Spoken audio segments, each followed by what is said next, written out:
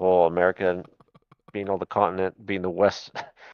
I mean, all of half of the planet is named after one guy in Europe who never visited.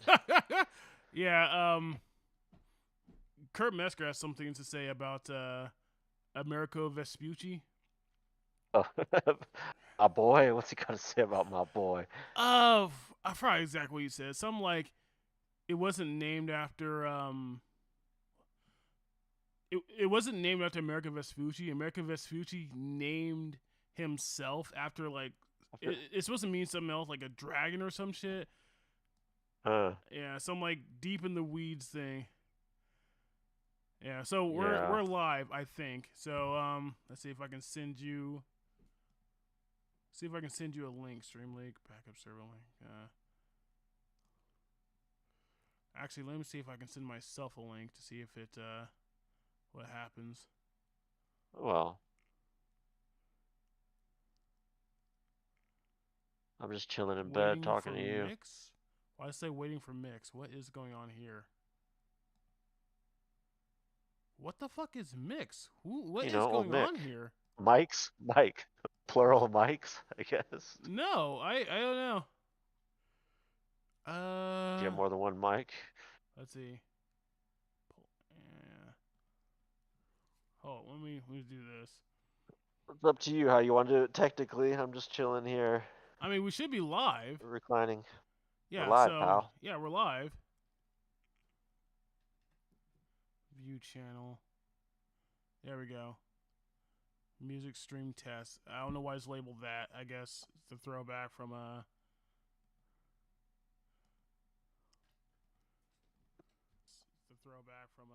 Oh, okay. Yeah, we were live. I don't think I've ever used OBS. Actually, hold on. Let Seems me like a go lot of back. work. Let's see if it's hearing you. I don't think I've ever used OBS. Actually, hold on. Let Seems me like go a lot of back. work. Let's see yeah, it's picking you up. I don't think I've ever used OBS. Alrighty. Actually, hold on. Let me go back. Yeah, it's picking you up. Alrighty. Yeah, it's picking you up. Alrighty. Why is there an echo?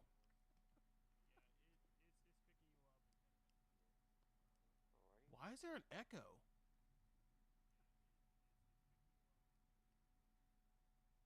Can you say something? Something. Can you say something? Nuts and honey. Something. Can you say something? Nuts and honey. Something. Can you say something? Nuts and honey. Something. Nuts and honey.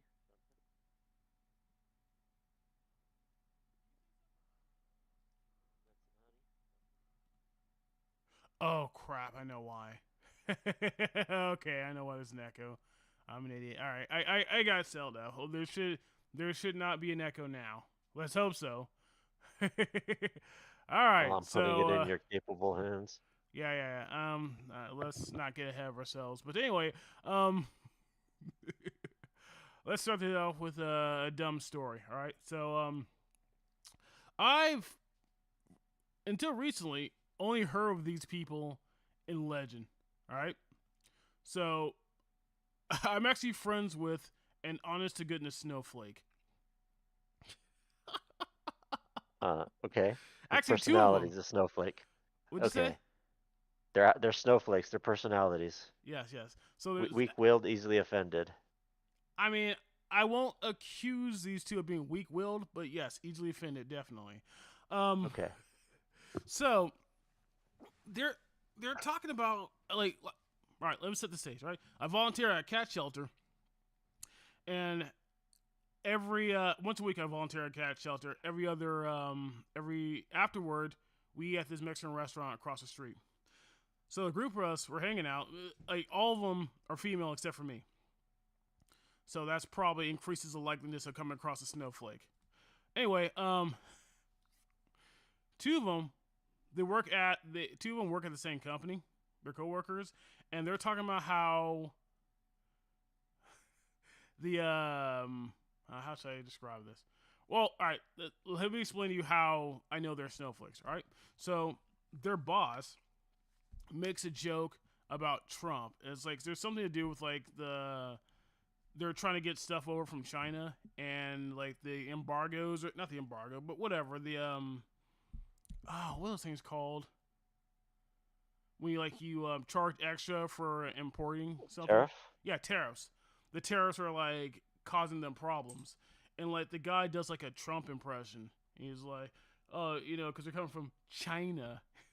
Yeah, I was gonna say you have to say it right. Yeah, China. That's how he says it. All right. So that's his Trump impression, and like these two girls are just scandalized by that. So that's how I know they're snowflakes. Now, fast forward a couple Well, months. Go on. how they're offended because because why?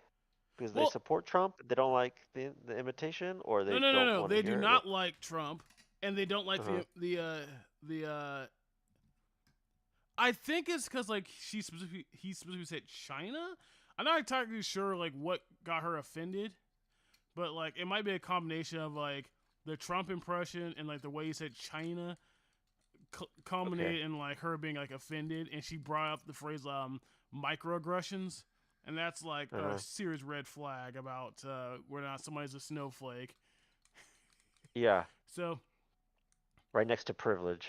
yeah, oh yeah, she's. I've Go also on. heard her talking about Yeah. her male white colleagues in a not so nice way. Okay. So anyway, they are. Let's see. I kind of lost track of where I was going. Oh yeah, so they're talking about their HR lady, and so on the company's website, not Facebook, not on Twitter, not on YouTube, not on whatever people go when they're kicked off of those platforms. Not one of those sites either. It's on her company website. She puts down that she's like a devout Christian, and that like that's like her shining light, her guiding light. And she also talks about how like she's an avid hunter. And like these two snowflakes are complaining that she put that in her company profile. So like whenever people who work for this company are gonna want to know who their HR lady is, like that is what they're gonna read. All right, and Right. so they talk about how it's gonna make people uncomfortable to talk to her because she just flat out says that she's an avid hunter and like a devout Christian. And I think that's such a gamer move for this company because they make the most annoying people uncomfortable to talk to the HR. Okay, so you want uh a gamer move. What is a gamer move? Oh man, Gramps. I guess how do I explain a gamer move? This is high strategy, 5D chess. Yeah, essentially. Okay, and Yeah. they don't want them talking to HR? The thing is, like, I don't know for a fact that this is their plan, but just the way it plays out, I think is personally hilarious because, like, Yeah. her saying that she's a devout Christian, that she's a avid hunter, is if that genuinely does discourage like the most annoying people from talking to her, then to me that's fucking hilarious and that's a genius move.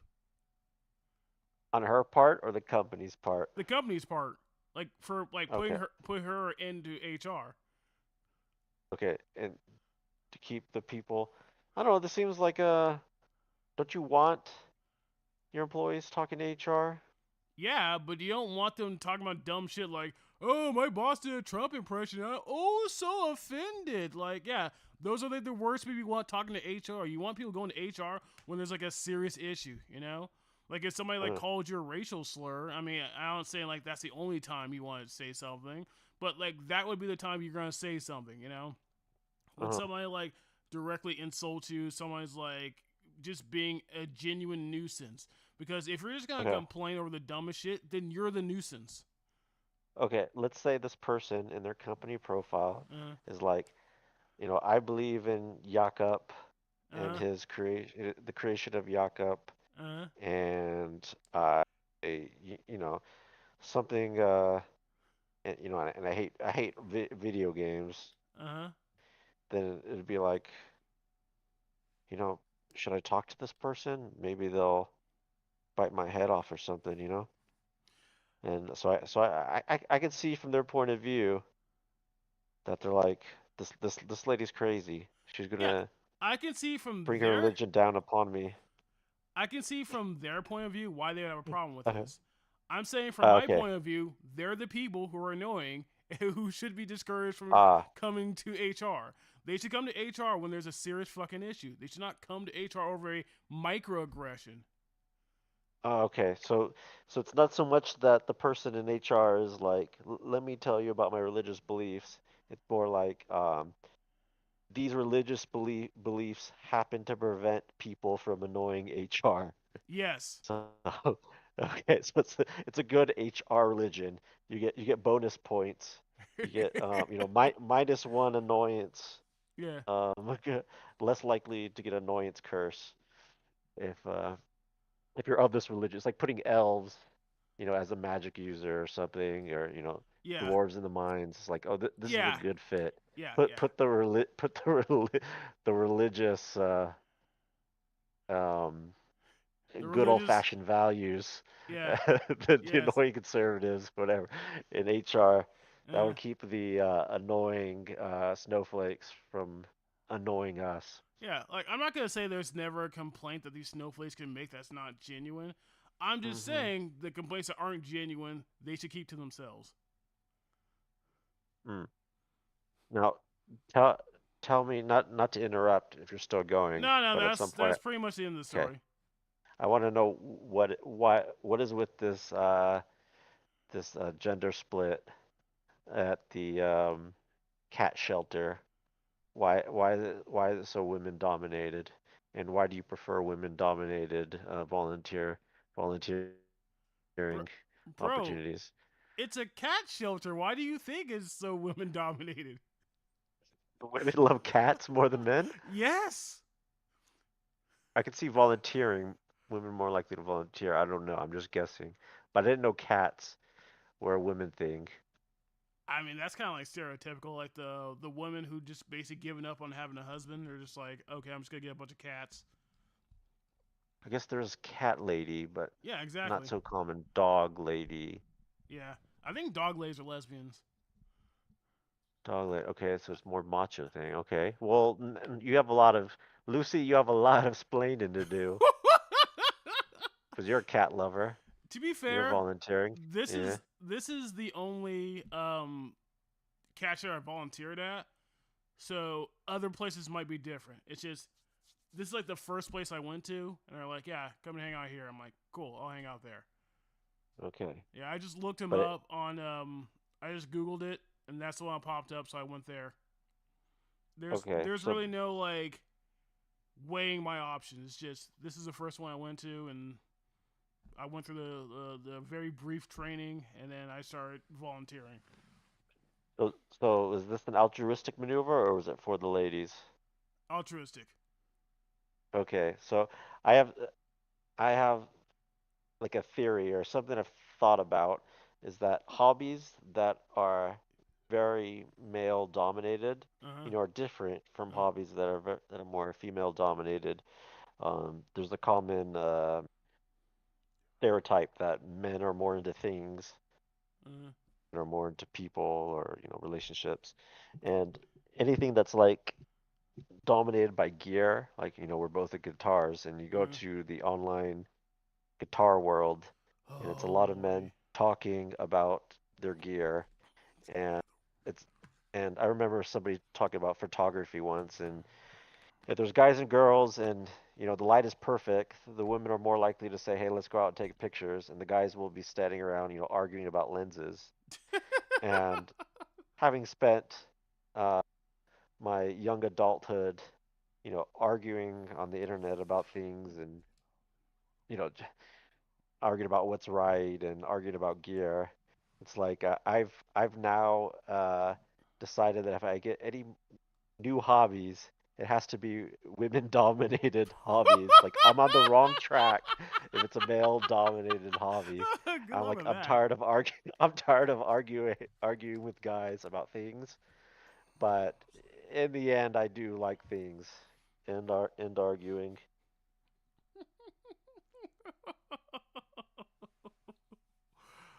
So Um, yeah, what do you I think about that? I don't know. Oh man, I'm trying to think of like the various like. There's not a lot of organizations I've joined, and there's not a lot of like group hobbies I've been a part of that were like where I would have experiences. Like closest thing is like when I don't know if I told you. Did I tell you I was part of a band? Oh, I think I sent you the link of the music video of the band. They recently changed their name. I say they because I don't know if he's working with anyone. But this band called Top or Not. I was the bass Okay. player for that. Okay. Yeah, and so I mean, it kind of did have a lot of the same problems. It's kind of ironic because like on one hand he had like this male centric idea of like being obsessed with gear. On the Mhm. other hand, he was kind of feminine in that like oh fuck I don't know if I want to talk about this because Okay. well the thing is Work through this. We all can right here's work the thing through like this. oh fuck like I Work through your feelings. we did not have like an agreement Uh-huh. when the band split up that we're not going to talk shit about each other. It was like a Non-disclosure agreement no, there was after. no official agreement. It was just basically like we both decided on our own not to talk shit about each other publicly. And so Okay, this is well, that's technically public, generally good. even though I don't think anybody's gonna watch this. So I don't know, Just maybe between you and me it's not between you and me. It's lie. and the whole internet. I don't know. I'll just say this. Yeah, the guy he was obsessed with gear, and I'll leave it at that. Yeah, sure. That's the normal. I mean, you knew what I was talking about when I was talking about when I said online gear, Guitar World, Yeah, I and used to have that mentality of like I don't know. I don't think I ever wanted like a huge stack of pedals, but there was a time where I just kind of like fantasized about having like a bunch of different pedals, mostly Boss pedals because I was really into them and like every Mhm. Christmas, almost every Christmas, I would ask my mom for a Boss pedal, Mhm. and so it just got to a point where I'm just trying to like strip down to have as like few pedals as possible, and there's just That's a lot. wisdom and age, Yeah, right? yeah. There's a lot of effects I just don't care enough about to actually like get like a dedicated pedal for. Like I like a Yeah. flanger or a chorus. Like those are cool effects, but like I don't care enough about them to like have a dedicated pedal for each of them. You know. So So what like what do you do now for it? what? Or what's your gear now? Like Basically, what because like I don't plug? want to carry around an amp and a cabinet. I have like a cabinet simulator and a distortion pedal, and also In a wah. But like, I okay, don't need the wah. like an amp sim pedal. Yeah, like there's this IR Okay. pedals you can download or not download. There are these IR pedals you can buy.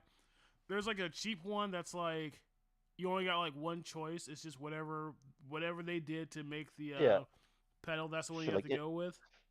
And Yeah. there are the one I have like you can download your own IR or you can upload your own IRs. Your for those listening, an impulse response is basically I mean how do you describe it? Basically they The speaker.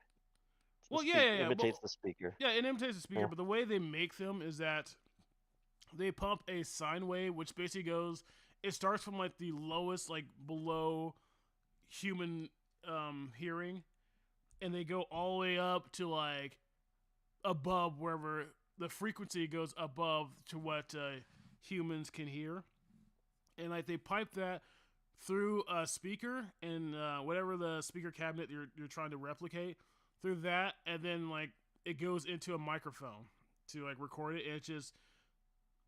And it basically takes account of the speaker itself and the microphone position and all that stuff, so that They like capture a real speaker. yeah. And so They're basically taking a picture of it. because they piped a sine wave through it, um, this IR knows it has a pretty good idea of what it's going to sound like if you put like any kind of frequency through it.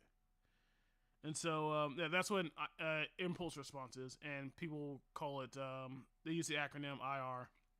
So yeah, so there's all kinds of different IR pedals you can buy. Some are really cheap, some are really expensive, and a lot are in between. Boss actually came out with an IR pedal that's like $200, which is not that expensive, but still pretty expensive for Not cheap. Is that the Boss Cab and IR plus IR? yeah, it's That is both.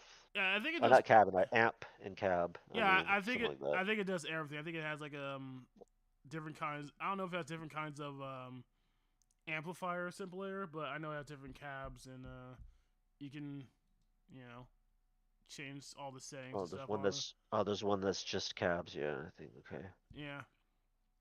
Oh, there's also one that's like they've made some like just these like multi effects for like oh basically different categories. Like they have like the overdrive that has like a bunch of different distortion on it. They have reverb that has a bunch of different kinds of reverb on it, and they also have one that's I think it's like cabinet only. I don't think it has amp simulator. It's just cabinet only. It has a bunch of different kinds of cabinets on it. So they're like these like really big blocks. I think they're like $300 or something. Hold on, Hmm. boss. But you like to keep it light. Yeah, Are you thinking about like carrying the stuff with you and yeah, to shows and ain't nobody got time for a big setup. yeah. Yeah. Essentially, cause like something that I think people should understand is that you definitely. I understand wanting to have like the best equipment that you can get. The problem is that people need to have they need to understand context. Cause like if you're opening up for like Iron Maiden, then yeah, go ahead and like get some like really good gear, not just like good sounding gear, but gear that looks really awesome. Like If you have roadies, somebody else is doing the work. well that too, but like I wasn't really referencing that, but like for like if you want to buy like a $5,000 guitar that not only sounds good but like looks really good as well, like and you're opening for Iron Maiden, yeah, go ahead and do that. But if you're playing like small bars and clubs, if you're going to like open mics, you don't need like top of the line gear. Just the cheapest gear that's not annoying. That's what you should be looking for. Yeah, well, people get into, the hobby, the fantasy, people buy expensive, good-looking guitars. Mm-hmm. It's just them at home, and if you're made of money and you like the way it looks, motivates you, great. Uh, But people can get obsessed about details that aren't going to be realized, that aren't going to be heard, that aren't people underestimate the cost of things too, carrying them around or keeping them from being stolen. yeah. So the pedal I was talking about, the boss pedal I was talking about, it's like the 200 series, and that's the ones that have like a bunch of like they'll have like a category like reverb, and I have a bunch of different reverb. It's the 200 series I was referring to, and the Okay, one that has yeah, the amp simulator, the IR cabinet, that also has the amp simulator as well. So I thought it was just purely cabinets, but no, it has amps as well. okay. You touched on an important topic to me. Oh. The the podcasts, what makes a good podcast and not. And you touched on my number one rule Mm-hmm. is that you always have to be aware that your show is for an audience. Uh huh. You said, oh, for people who don't know, if there are podcasts, I put in quotes, Uh that are friends talking, uh. and great, Uh, but if it's just for them, then if they're not aware of their audience, if they're saying, yeah, yeah, I know what you're saying, or we already talked about this, uh, or are just belching into the microphone, Uh, then it makes a terrible podcast that I don't know why anybody would want to listen to. yeah. I'm wondering if you come. I'm quite. I've listened to many in my time, and I'm assuming that you have too, Yeah, I've listened to plenty of of all like qualities. the thing is like there's a lot of podcasts that are going to be suggested to you that are like really like well-known podcasts or really popular podcasts, and so they tend to have their shit together, and so most people who listen to podcasts are gonna be listening to those. But it's kind of like the same thing with music. Like what's gonna be piped to you is not always the case, but a lot of times it's gonna be like really polished musicians, and so like the musicians who aren't that good, like they're not gonna be piped to you. So you might have this um opinion about like bands that are like, oh, all these bands are like really good, but they're being like curated for you. Same thing with podcasts, like a lot of them being curated for you.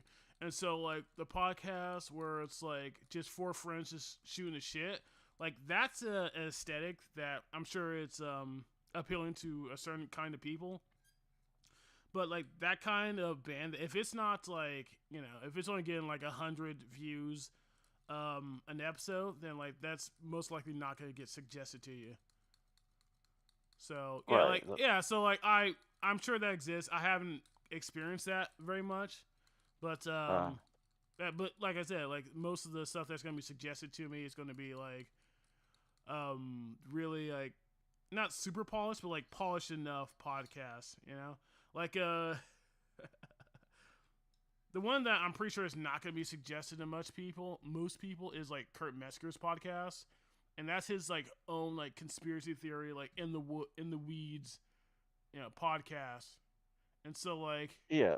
he The calls it like content. he calls it the was it the derp with Kerp, and there's all Okay. kinds of like it's not like super bad, but there's plenty of times where he'll like mess something up when he's trying to like do something. Fall out of his chair. I don't Forget think what he he's was done saying. that. But like Okay. there's this one episode where like he's just having a candid conversation after the fact because he thinks he's turned off the live stream, but he actually hasn't. I And so he's see. just talking to the guy candidly. And the It's like, truth comes out. He's like, I don't believe in any of this stuff. no, he didn't do that. But he was just like, no, he was just shooting the shit at this dude, and he's like, wait, is this thing still on? Huh. Yeah. No. You're talking about recommendations. You normally recommended the polished stuff.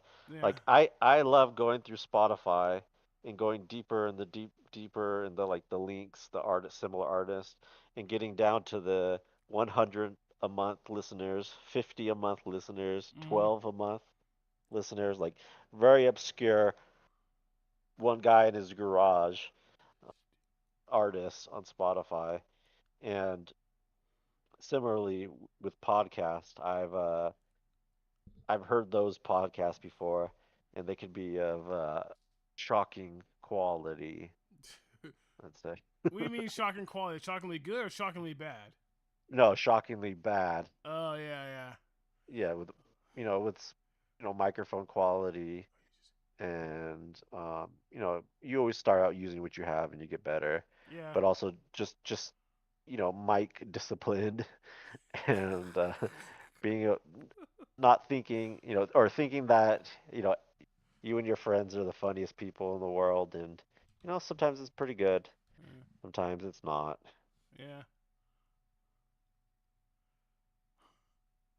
So Oh, tell me, this is something I've tell said yeah, publicly, so like I don't uh-huh, feel bad telling you about it.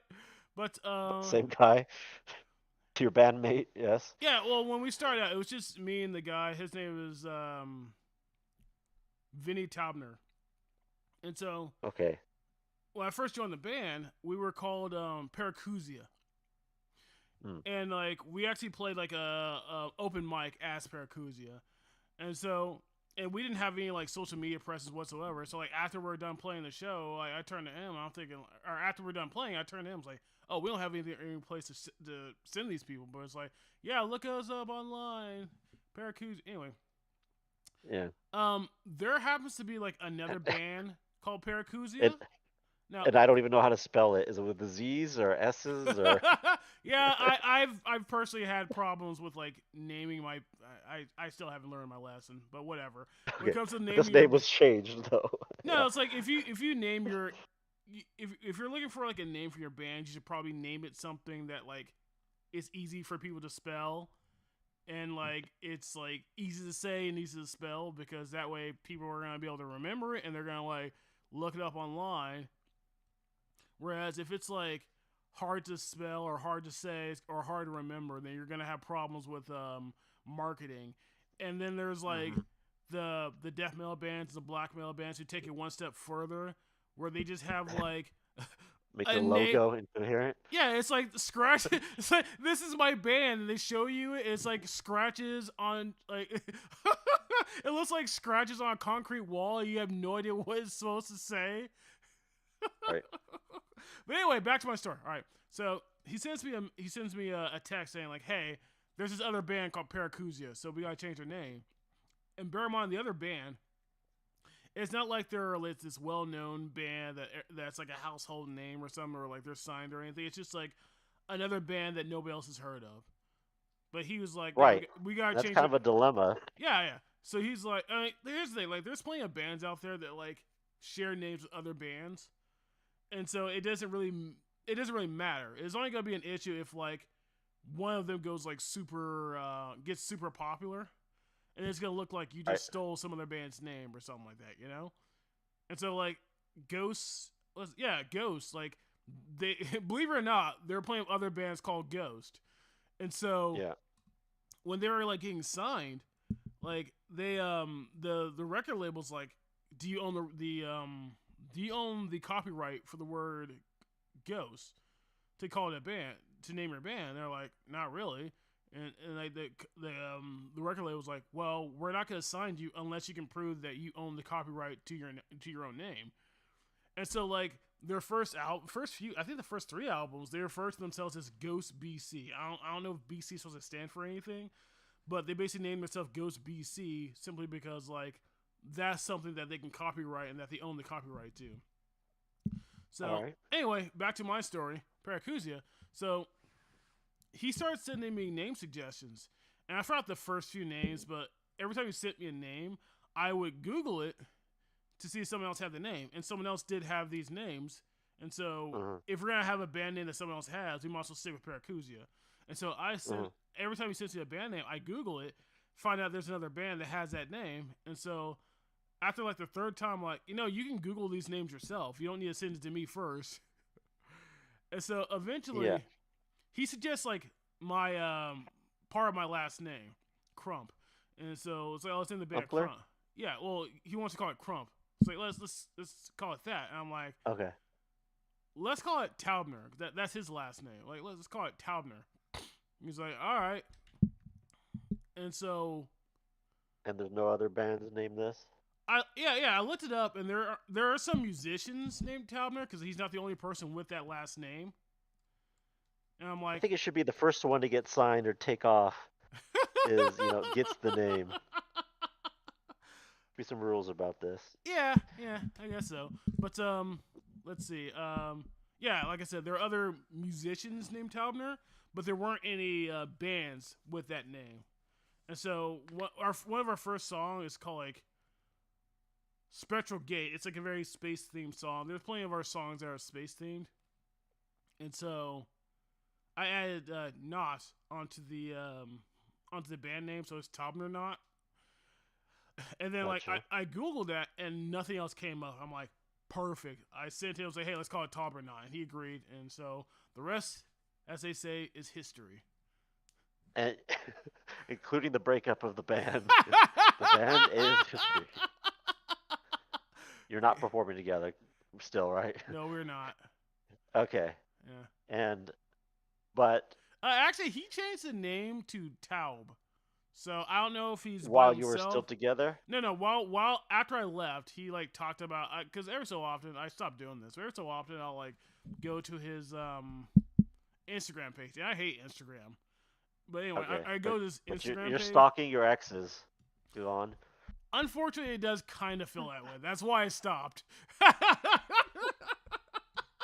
But yeah. Within something, man. Every so Oh yeah, often, go ahead. yeah, every so often I go to his Instagram page and like one of his videos, he talked about changed the name from Tabernaut to Taub, and Mhm. so now the band's called Taub. I don't know if anyone else has joined him, but yeah, that's what the that's what Now the it's a raging success. maybe. I mean, if the band just takes off and now they're a household name, good for him. Yeah, you'll come crawling back. Maybe. Yeah, maybe the money's there. I'm a proud man, but I'm not too proud. No, no. So I have so this recording and podcast idea. Yeah. How does tell me about this? Uh, I know I'm on it being recorded, but I need dude, to know. we are flying by the seat of our pants. I did not really have much of a plan. One thing I was thinking about is like I didn't want it to be like specifically about politics. Like I'm not saying we can't talk politics, but like I didn't want to make yet another politics podcast. Uh-huh. Yeah, that's pretty much it. Like we can just talk about whatever. We can talk about movies, TV shows, philosophy, But you space. wanted a podcast. You wanted to record conversations. Yeah, Is it just for the fun of it, yeah, or basically just for the as fun of it. practice for your Uh, future radio career? oh my god, man, radio's done with, man. I'm surprised people still listen to radio. Like you just have so many options for yeah, like you just listen to podcasts. Like chances is you already have a device in your pocket that gives you access to like a myriad of basically like Yeah, radio shows. style shows. So I don't know why I you listen to radio. I think a lot of people spend a lot of time in the car and don't mind I was gonna say don't mind the ads, but podcasts have ads too. Yeah.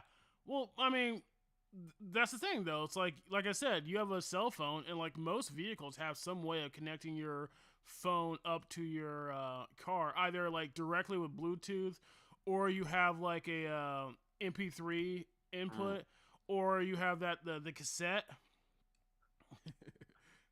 Yeah, just throw it on your lap and crank up the volume. Or yeah, or you can do Whatever it that. takes. I mean, I feel The like that's cassette. Wait, sorry, I missed that. The cassette with the wire coming out of it. yes, that's what I'm I referring think they to. make them now. They make them now with the Bluetooth, like a receiver. Oh, a cassette that's a Um, Bluetooth in it. yeah, Oh, I've seen cool. that. Yeah, but yeah, I had the wire in my '85 Volvo. You know, 2008. That was going to my to my iPod, which I loaded up with podcasts, you know, Yeah. through iTunes over the wire. It's gotten a bit easier since then. Um, yeah, radio. It's not something I know much about, but still there. I mean, I know Scott Horton has a radio show. I don't know where I'm going to listen to it if I actually want to listen It's to the actually radio. on the radio? Huh. Yeah, he's on the radio. Oh, he also has Yeah. he has an academy now, the Scott Horton Academy. I saw that Academy. So What? I mean I could see, all your you have this body of knowledge Uh, and people say, where do I start? Teach me what you know. yeah, Maybe that's a book or maybe that's just a series of lessons. yeah. Um, you don't want, it sounds a little, you don't want to go into, Trump University or, Oh yeah, online. Everybody has, I don't no idea even what Trump University is, but lots of people have, online courses for their organization. yeah. I have to look this up to be sure, but like I heard that Trump got sued for his university, and then actually did have to pay out, and so it was like a news story that's just like a blip on the radar. So I don't really know like how that actually turned out or like the details of the details of the lawsuit, whether it's like genuine or bullshit. Well, that's getting more work to know. something's genuine or bullshit. My strategy is to stay away from it all. Um, we Yeah. talked we talked about not having time for silliness. When you're younger, you think, oh, I'm going to spend my last dollar on another pedal and Yeah. find the perfect pedal board or the perfect whatever. Uh, Oh yeah, I'm so far past that stage of thinking the next thing, the next purchase, or if I can just have a little more of this, things are going to be a dream. yeah. Nope, nope. It's more. There's more. My thing is, def consider most things a scam until proven otherwise, and you know, Fair enough. find find the way to not do it. Finding the way to not do it is better than finding the way, the best way to do something. Um, the best the best answer is to make the question go away, and I think that serves you better. Speaking of scams, I think there are plenty of college professors who need to be in prison. Well, Like, that's probably true, just statistically. Statistically, there's lots of anything that should be in prison and not. it's just like people go to college. Like we get like we get this idea that like you have to go to college in order to be someone, and like to a certain extent, like it's more than just being like to be employed. It's like kind of like a badge of honor that you can like lord over other people. But like All right. as things are starting to turn out, it's like people they get that badge of honor, but then they're like they're saddled with all this student loan debt, and so they're over like clamoring to the government to like, hey, can you like pay all my student loan? And so it's like at some point we need to start having a genuine conversation about what is going on with these colleges because a lot of times like there's so many topics where when you bring them up like the liberals they want to like twist it into like a morality thing whereas like you agree with me or you're a terrible human being, you know. And so when we talk about like whether or not they're going to forgive student loans, it's like you have to agree that we should give you have to agree that we need to forgive all these student loans, or you're just like a greedy person, or you're a bad person, or whatever. And it's like, well, why do they have these student loans in the first place? Like, what is going on? Because like, I'm not entirely against forgiving student loans, but if we're going to do that, need to have this conversation about like what's actually going on with our colleges. Why are people walking out with student loans that they're like almost impossible to pay off? Uh-huh. Because like nobody talks this way about trade schools because everybody knows what a trade school is. You go there to learn a trade, and that's basically it. And so Uh-huh. if you're not able to do that trade, then it's like, okay, that's a bad trade school, or that's a bad teacher, or there's something bad going on there. Right. Whereas like you go to college, it's like they want you to be this they kind of want to sculpt you more than simply just being able to like learn a trade. I feel like I'm That's going certainly off more. the rails when what I was initially talking about.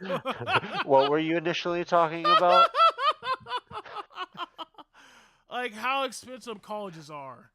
And so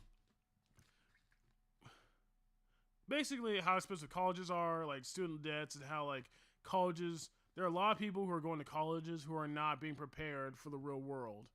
Ah, they're getting scammed.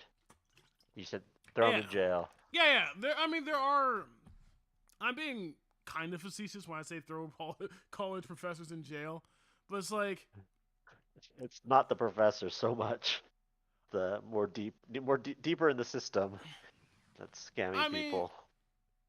realistically, it's like, oh well, I watched this video by this. I don't know if you know this guy, but he's like I forgot his name, but he's like a bald white guy with glasses with a beard, very finely coiffed beard. Ah, I think he's British. excellent. Anyway, he makes videos about all sorts of topics. I found out about him because like I was doing research on like space stuff, and so he talked about space stuff. So I listened to some of his videos about that. But one of his videos was about why college is so expensive, Mm-hmm.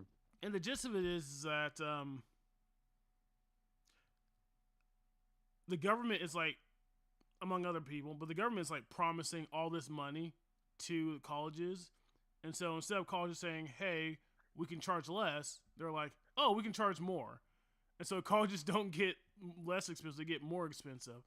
And so another thing they do is that like they're basically picking the price they want students to pay, opposed to like basing the price on like how much money they need to make and like how much money it's gonna cost each individual student to go to college. So like Mm-hmm. he doesn't even talk about that entire video. I think it's like almost an hour long. He doesn't even talk about how much it actually costs an individual student to go to how much it's going to cost the college or the university to have an individual student go to that school, because like they have to build dorms. That's kind of like a one-off fee, but nonetheless there's going to be upkeep on the dorms after that. You know, they have to pay for electricity, that's obvious, and like the college professors, like they're gonna want their cut. They're gonna like, if you want really good professors, they're most likely to come with an even higher price tag. You know, and Mm-hmm. so there's just all this stuff. I'm not gonna go through the rigmarole, but it's all this stuff that's gonna cost a university to run. It's gonna cost a lot to run these universities. He does not even touch on any of that. It's just always like basically just they're like picking the price they want students to pay, and so one thing they do is that they try to figure out how much a student, the most amount a student's willing to pay. Because if they go above that, then it's like they're not gonna think it's worth it. If they go below that, then like they're not making as much as they could. And so individual students are paying actually different prices in order to go to that school. The problem is that there are there are people who are like lower class, lower privileged, or underprivileged kids who would like to go to college, but they see the price tag and they don't know that they can actually get in for a much cheaper price for a much cheaper price. And so like Okay. so they end up with like a bunch of students who are like paying like a decent chunk of money just to go to that school.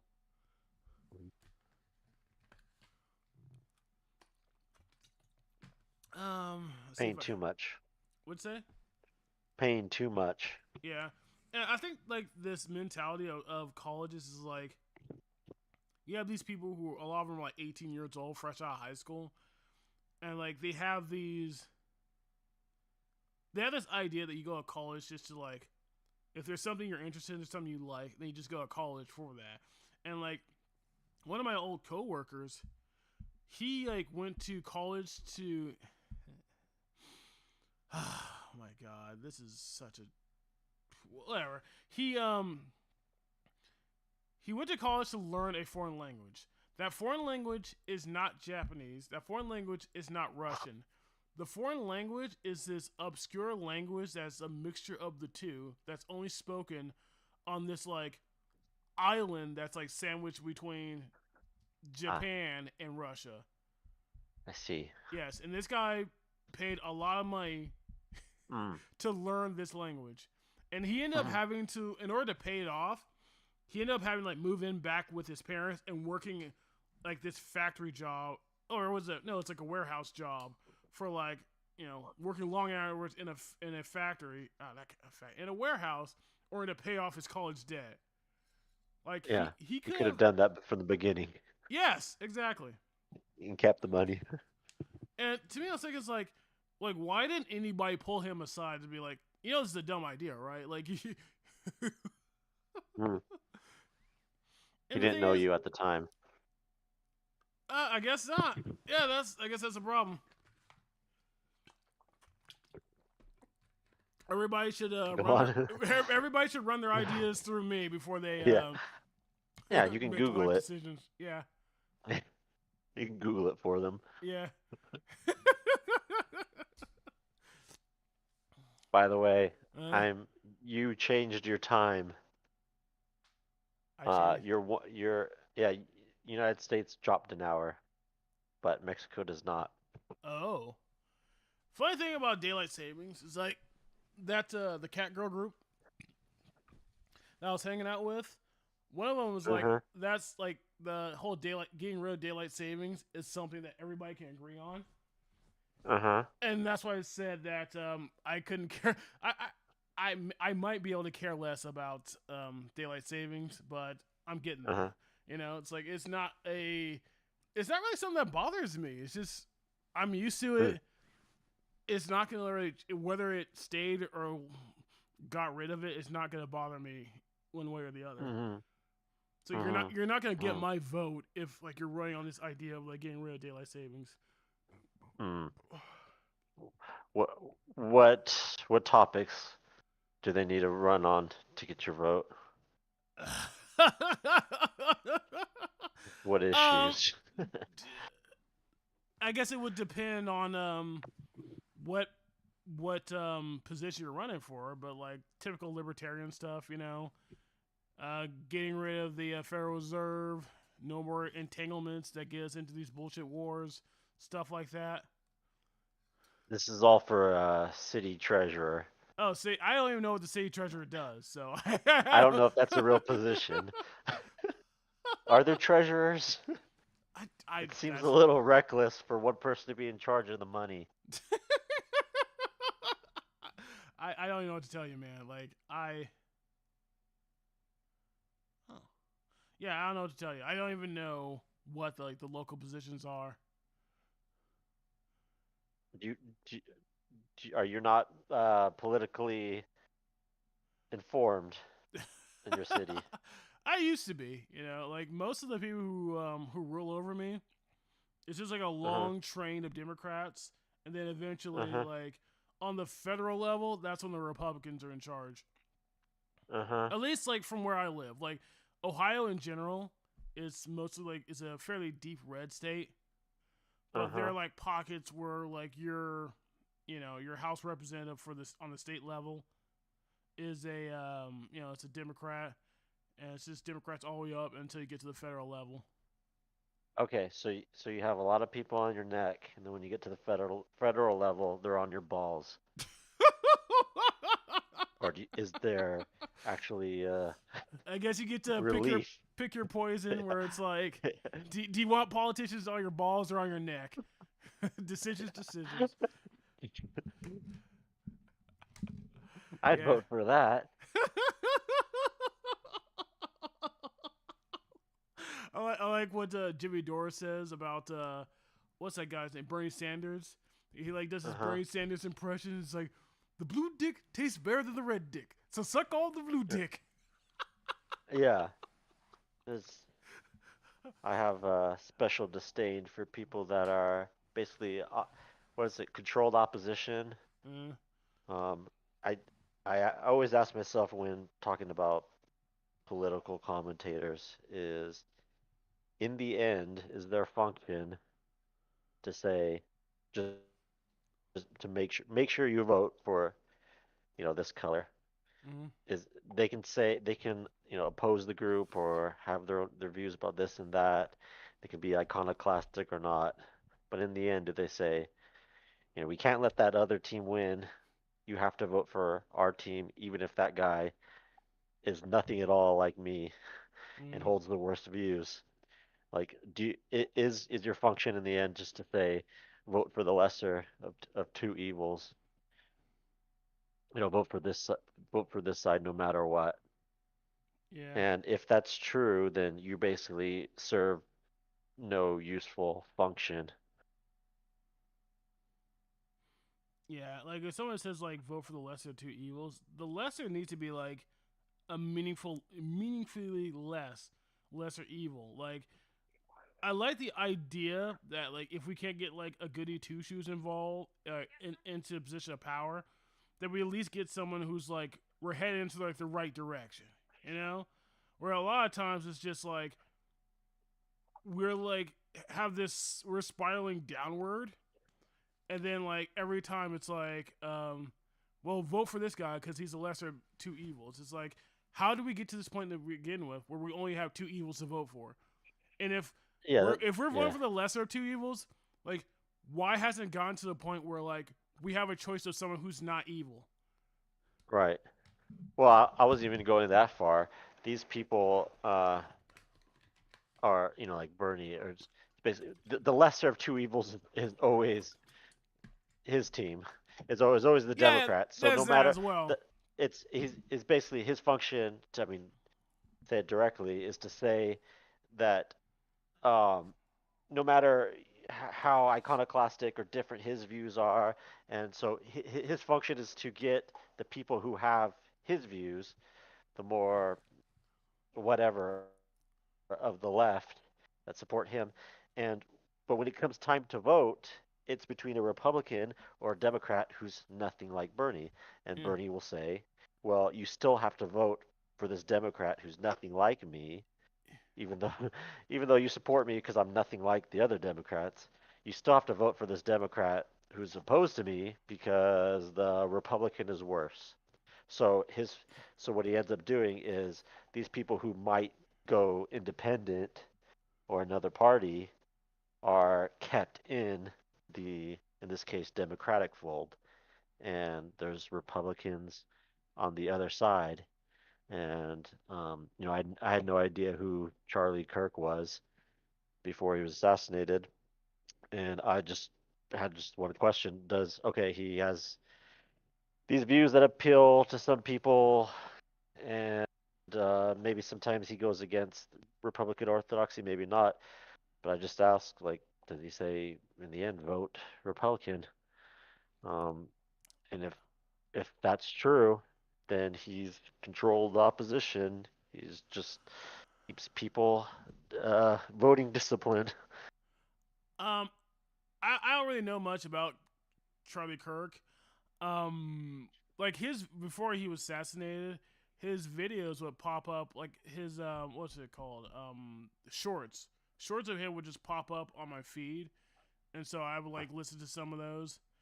And he didn't really come off as like somebody who's like. It didn't really seem like he was trying to like paint himself as someone who's like radically different than the status quo. It just seemed like he just seemed like a standard Republican. You know, there might be Well, some that's kind of worse.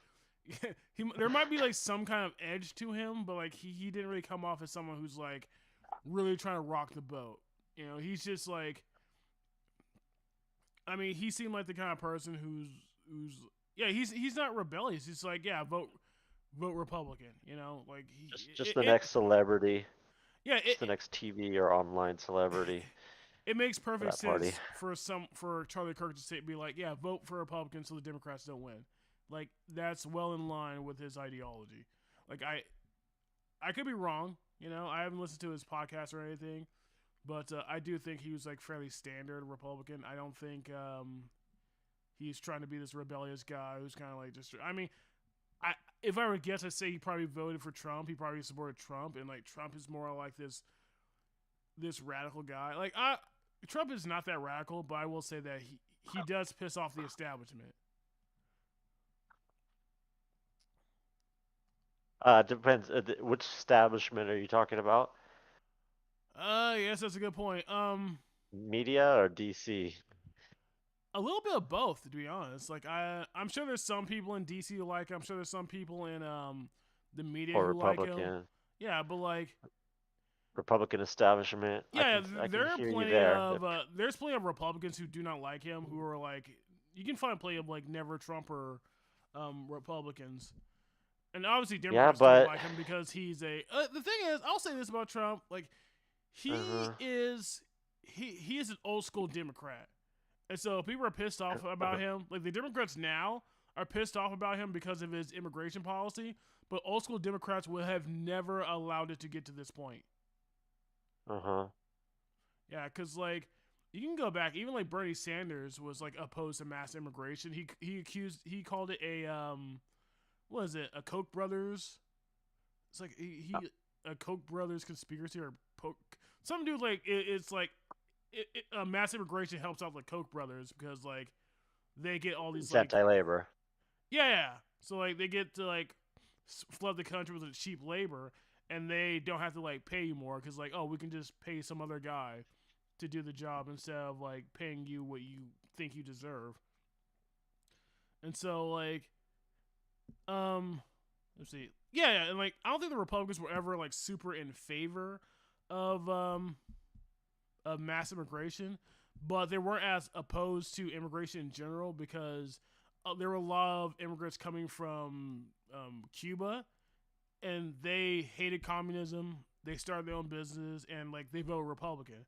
So obviously, Republicans aren't going to complain about that. I think it was until like you start having a lot of these South American immigrants, and they tended to they were trending towards liberals, and so that's where you have Democrats pushing more like mass immigration. There's so many games played with that topic. It's disgusting, but the broader topic of voting third party is kind of more closer to me. Um, I I was kind of amazed that the last election, basically the what I see as the anti-genocide vote, is received a very small percentage, um, and I just don't see any hope of any change, like meaningful change in the country until the two-party system is broken. Oh my And I don't god. see how that will happen. You know, The thing, even libertarians can't run as independents or libertarians. They have to run as pseudo Republicans. yeah, The two. When I say libertarians, I mean sort of the two. yeah. That's part of the problem is that like you can run as a Republican as a libertarian, but like eventually your Republicanism or your libertarianism is going to show, and that's going to piss off the Republicans, and then they're going to want to primary you. They're going to try to get you out. Like they're trying, like what they're trying to do with what's that guy's name? Thomas Massey. Massey. And the thing is, Thomas Massey is not some like crazy radical. All he's doing is like, hey, the shit that you're doing, you can do it, just follow the rules. That's all he's fucking saying, and that's not good enough for them. Well, in these days, the radical, that is radical. To say follow the rules. Yeah, to say follow the Constitution Yeah. is radical. So, just as we were saying in the earlier conversation, that on the world stage, might makes right. Uh, I think on the national stage, it's what you can get away with. If you can get away with it, it's right. And there's always the short term. If it works in the short term, no matter warnings about long-term consequences, that the other side is going to use it against you. You know, mm, that argument seems to never work. mm, If we're in power, if we're the good guys, then we should have all the power. We should have the power to break the rules. We shouldn't be constrained by the rules because we're the good guys. Never yeah. mind that we won't always be in power. It's going to be used against us, and To be fair to the the rules argument, are good. uh, Hmm. yeah. To be fair to the argument of like, well, if we use this power against our enemies, they're gonna use it against us. Like Hmm. when it comes to the Trump, they're already like using it against him. Like even before, like he didn't really know the rules, and like he wasn't like this crazy guy. His first campaign or his first session, and so they try to throw him in prison when like everyone else is like, oh my god, he threatened to throw Hillary Clinton in prison, which never happened. He never even tried, and then they're like trying to throw him in prison. So it's like, at what point is like, I don't know the best way to say this, but like, if your argument is you can't use this against our enemy because they're gonna use it against us, when like the enemy is already using it against us, it's like saying like, oh well, we shouldn't shoot at our enemies because the enemies are gonna shoot at us. It's like, well, our enemies are currently shooting at us. At some point, we need to shoot back. Yeah, I think that's the way things are going. That Yeah, it's just grab what you can as fast as what you can, and I think it's only going to get worse. Oh, by the way, speaking of Charlie Kirk, I Uh like what I don't know if you heard of her, but there's this comedian named Whitney Cummings, and her huh. statement on the topic of Charlie Kirk, or this actually the reaction to the Charlie Kirk assassination, I feel like it made a lot of sense because like she basically just flat out said it's like you guys have been saying that these people are the way they are for the longest time, and yet now you're surprised that they actually turned out to actually be that way. It's like you knew who these people were, and so now you're surprised that they're like celebrating Charlie Kirk being killed. It's like yes, you knew these people were fake and like disgusting people for the longest time. You should not be surprised by it. Who knew who was what now? Basically, like you know how actually I don't really know. You know, you seem to know like different things about different topics, Uh but huh. like I try. the liberals and the leftists, their mentality is like we're the goody two shoes. You know how I said that Yeah, about their student loan? perspective is moral. Yeah, their perspective is good and evil, the moral choice. We could just if we could just make everybody do the moral choice, the right thing, then the world would be better. Yeah, like so, like that's like their mentality. They're like they elected themselves as like the moral arbiter, and so Uh huh. like this is it's kind of similar to the guy who's like either a preacher or he's a politician who sounds like a preacher who's always going on about like homosexuality is a sin, it's a sin against God, and like people don't really take that very seriously anymore. They just like mark their calendars from when they're gonna find this guy like in a gay club or something like that, you know? Uh huh. And Yeah. so I my calendar's fully marked.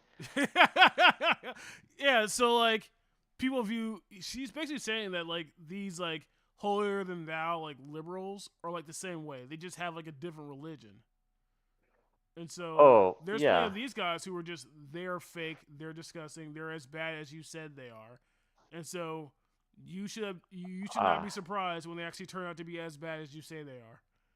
Oh, what's yeah, the person who appeals to morality, who can be easily be the most vicious Mm. and nasty because they think God is on their side or they're entitled to or they know they have some special control over right and wrong or good and evil, and it kind of gives them a license to be very nasty. And you know, Greenwald, he regularly points out that if a political party thinks, or if a group of people think they own a minority, and then that minority doesn't go along with them, then some of the nastiest, I'll say it directly, he's gotten the nastiest gay slurs from Mm. people who, posture as as morally superior.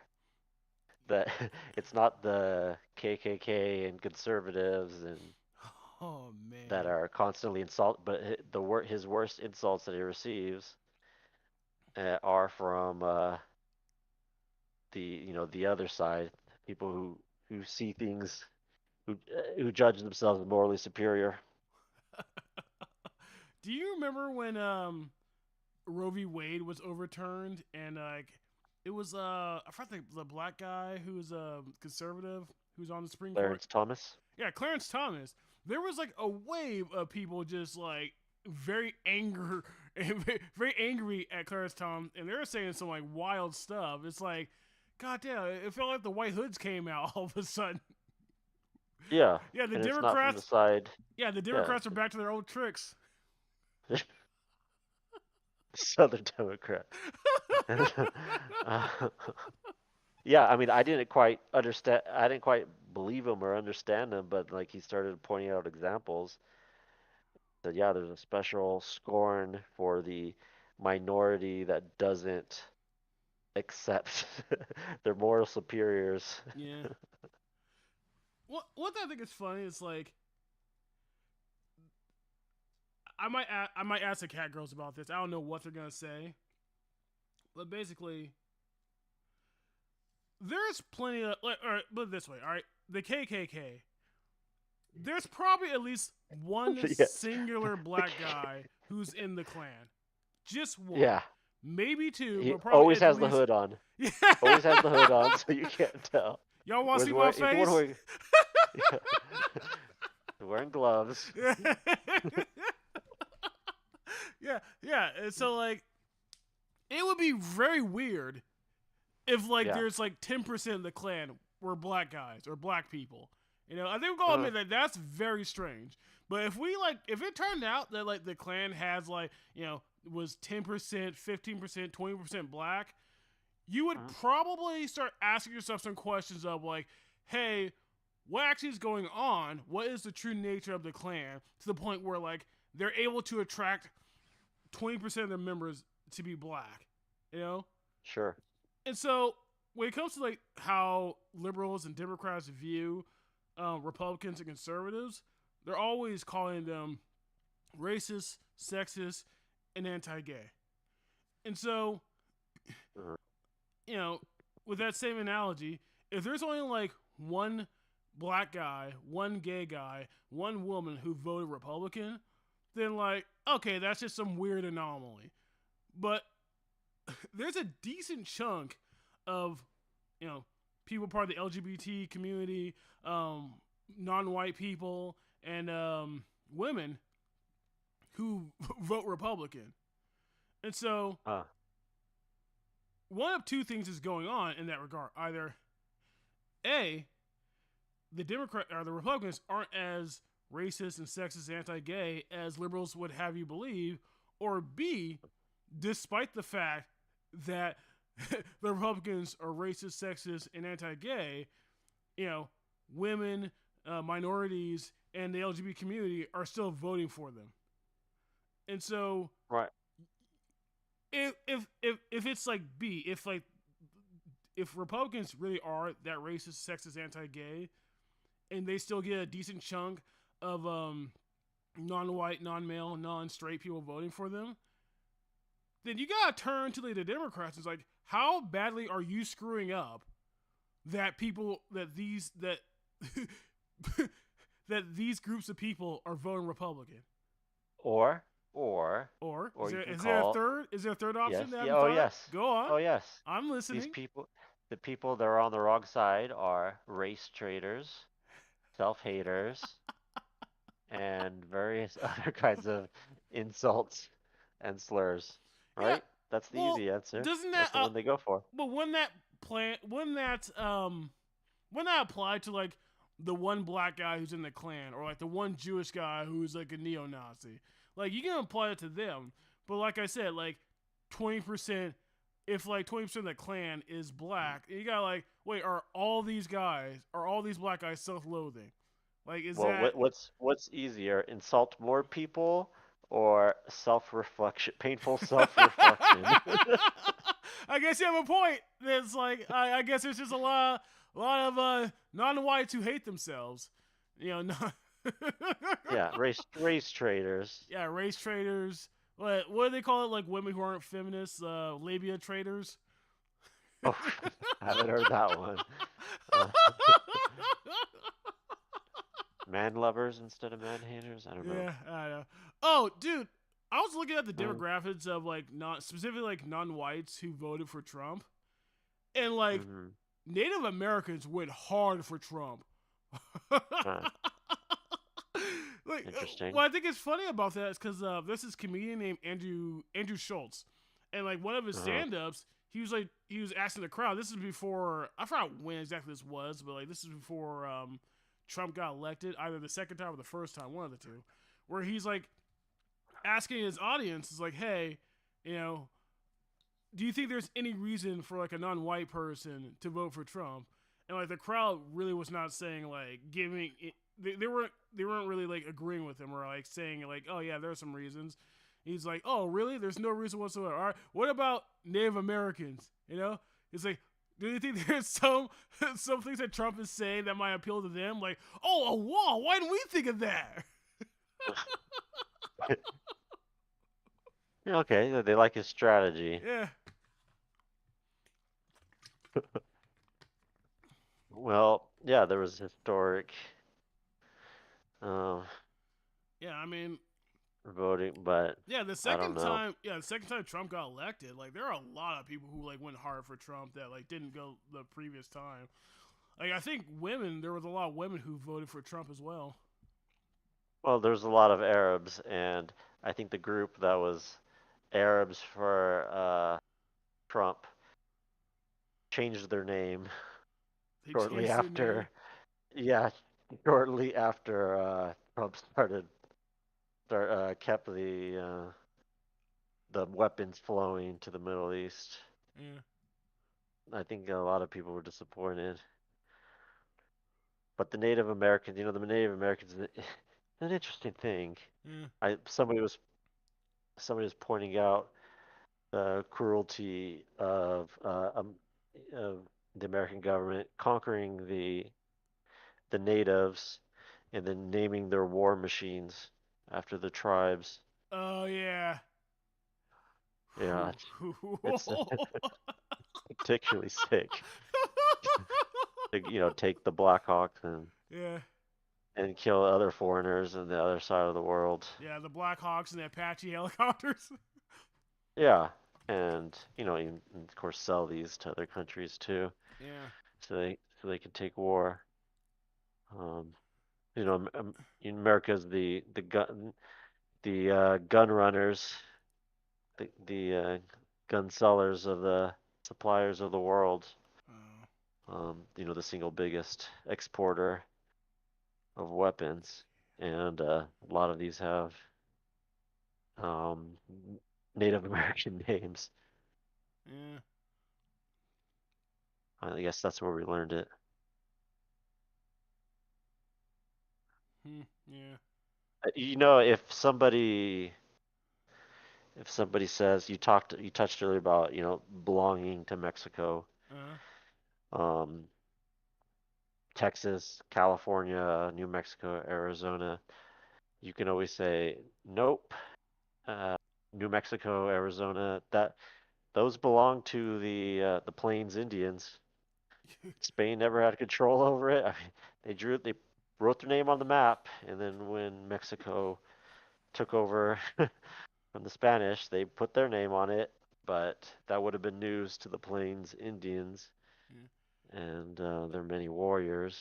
Dude, there. And Oh, go on. the land belonged to the people who killed the Plains Indians, Mm, and that was the United States government.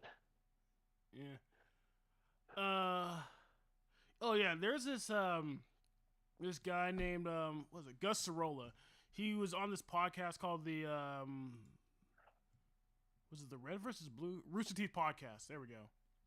And so Mhm. multiple episodes. He's not always going on and on about this, but multiple episodes he'll talk about how like the government took his land, the white people took his land, because like his family like owned land. He's Hispanic, as you can tell by his name, and he was like raised on like the Texas was the Texas Mexico border.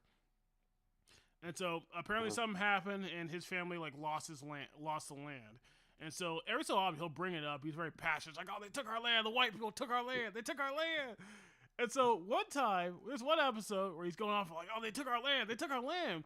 And then Bernie Burns, he's like, okay, but like, what about the people you guys took the land from originally?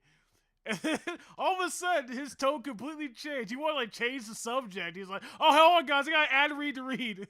He says, "Read the ad," and then Bernie Burns is like, "Oh yeah, now you don't want to talk about it anymore." Oh, sure. If you want to talk, I mean, just the land inside of Mexico, it's like, okay, so there's a lot of identification with the Aztecs, and it's like, okay, that's one civilization, Mm, and they brutally demanded tribute from the nearby civilizations, and the Spanish killed them, and other people kicked out the Spanish. So, at what point does ownership begin and end? I And don't. it's just really these stories people tell each other. yeah, the idea that like some group of people can be like, "Hey, we lived in this land 3,000 years ago, so we can kick you out." And it's like that's just insane.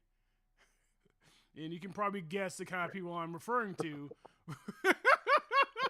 Yes, and you can even the pre yeah the previous victims or the owners were victimized the people before them, without going to the extreme example of 3,000 years ago. Yeah, Um, I pers. the Go ahead. the the tribes that the Americans killed, some of them were peaceful Yeah, for a long time, and others killed the tribes that they found, and it's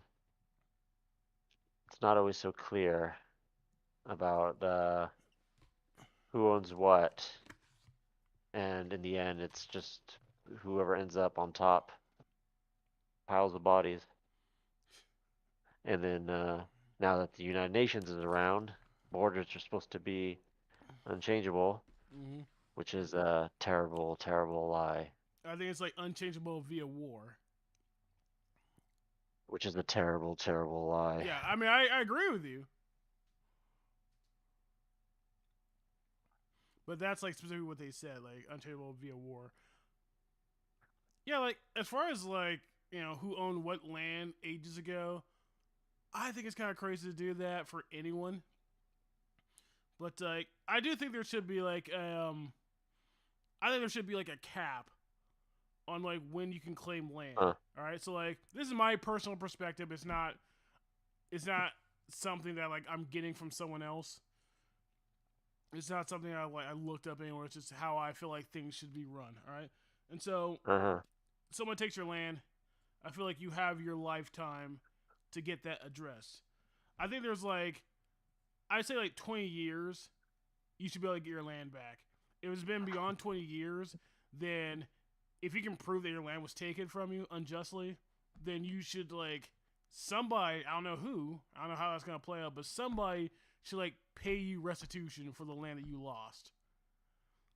And if Uh-huh. if it's your land and like you die before it's been hashed out, then it's like sorry, but we gotta move on. We can't like you know like let's say that if you're like living on you're like born and raised on this land and then like somebody like the great grandson of somebody who like lived on that land before you gets to kick you off Uh-huh. that land that you've been living on. It's like no, Uh-huh. we're gonna get like really crazy with everybody going everywhere else, being like, "Hey, my great great great great great great great great great great great grandfather owned this land and he got kicked off unjustly, so now I'm gonna kick you off." There's got to be like a limit to it, you know? Yeah, okay. How do you feel about that? Because Yeah. like the way I see it, it's like Uh, I want to victimize the least amount. I want the least amount of people to be victimized, and so uh-huh. if you were like if you or just it doesn't have to be you, but if somebody was like born and raised on the land and like now their grands now they're not their grandsons, but now their kids are living on that land. Like I feel like that person and their kids are gonna be victimized from somebody being like, "Hey, I want that land back because it was taken from like my grandfather." It's like, okay, well now more people are being victimized because the people who didn't do anything, did nothing wrong, are being punished for like the wrongdoings of someone else. So if the person who like had the land taken from them, if they got restitution, it's like okay, the land's worth like $100,000. So we're just gonna give you somehow you're gonna get like $100,000. Like Hmm. I think that's like I think it's like good, reasonably good enough. Uh-huh. Well, yeah, there's no answer that satisfies justice for everyone. Yeah. There's only people coming to a peaceful way forward, It, it, which, depending on the situation, may be very difficult or not. There's usually racial strife and uh yeah, victimization in the past, and the question is how do you move forward in a way that's not not apartheid, not um, inflaming differences, but living together in peace, Yeah. Speak. which rarely happens. Um, give me a minute. I need to take a very quick break, but just give me a minute. Okay, ad read.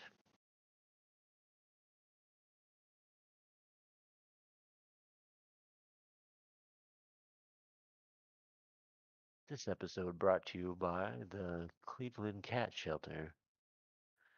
Come volunteer. Don't be a snowflake. Men are welcome.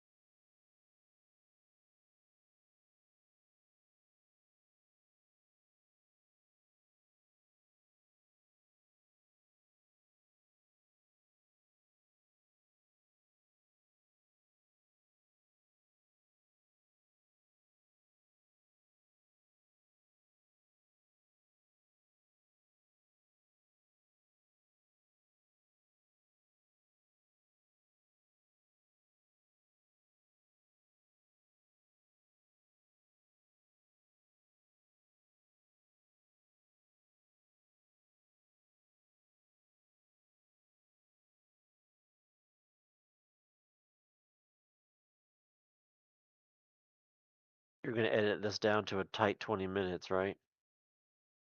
What'd you say? You're gonna edit this down to a tight 20 minutes, right? Nope.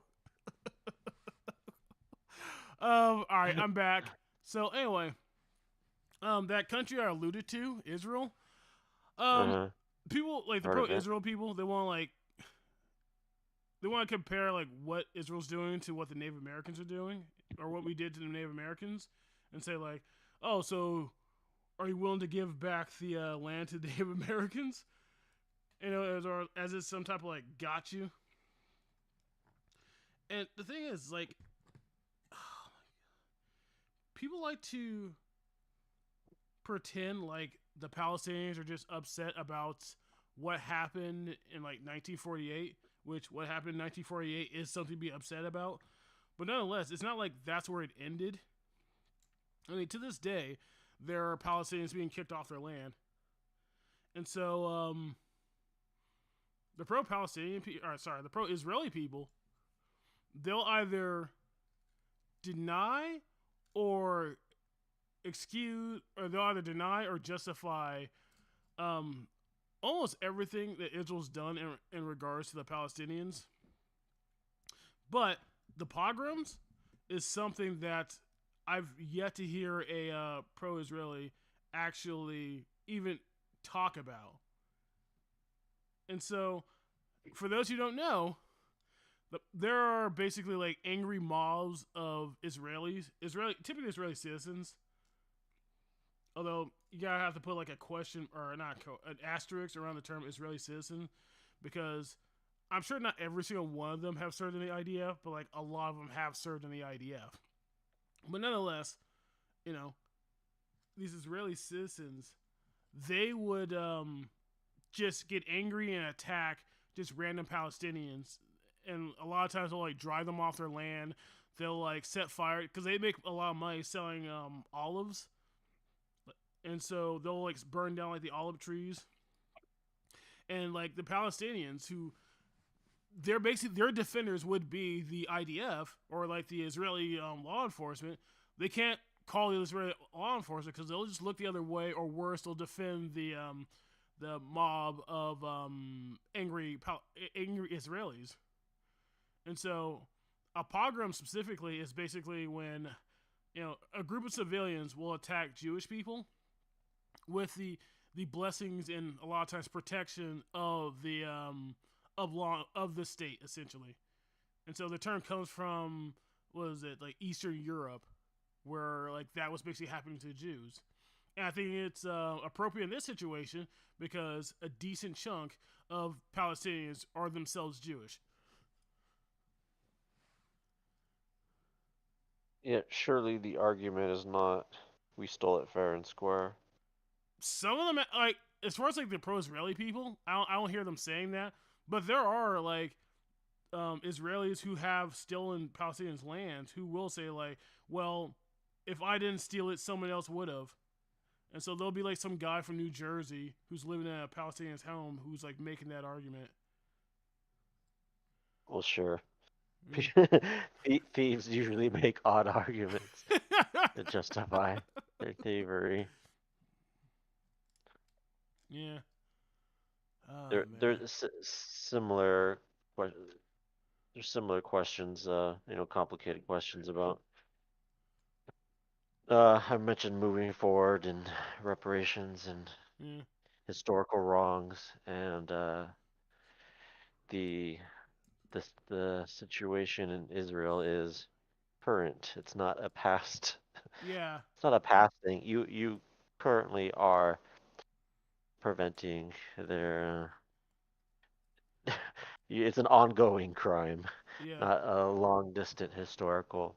Yeah. And there is often I I I'm there is no limit to the kind of argument people will make to to justify themselves, and I don't know how much to take it seriously because they'll just move on to the next thing. It's it's kind of a waste of time. Confront bad faith arguments, and so many arguments are in bad faith. It's just to waste your time or distract. Like they don't really mean it. They're just not interested in the truth. And I think that's the a lot of online discourse, of course, is like that. I'm not sure how much to care anymore. Yeah. Man. Is there anything like specific you wanted to talk about? Um, no. Yeah. Cause like Your what cat's climbing on you? um um yeah, usually it's a black cat who'll like sleep on my back the most. But sometimes the white cat will sleep on my back as well. Sleep on your back. How are you? What? What position are you in A lot of when they're times sleeping on your back? I'm sleeping on my stomach, and so like they'll sleep on my back when I do that. When I sleep on my side, then they'll sleep on my other side. Okay, this is when you're asleep, but I often hear you saying, "Get off me, cat." Oh yeah, like when I'm awake, they'll still sleep on my back. And are you sitting? No, I'm Or are laying you face down. down? I'm laying Oh, down. okay, you'll be laying down on your stomach, like on the Yeah, bed, yeah. and then they're climbing on you, like, "Oh, it's time for bed." You're like, "No, cat, it's not time for bed." I mean, they're cats. It's always time for bed, unless it's Ah, time for like running around at like 8 a.m. in the morning. okay. Unless it's time to wake your ass up, then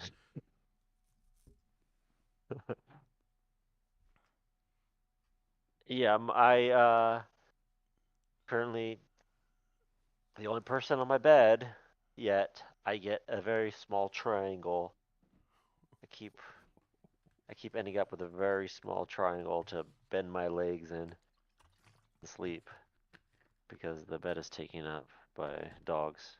Oh, yeah. Like the black cat used to like sleep near my legs, and when my legs got near him, he would just start biting and scratching it. But your legs. Yeah, my legs. He is. The it is your legs.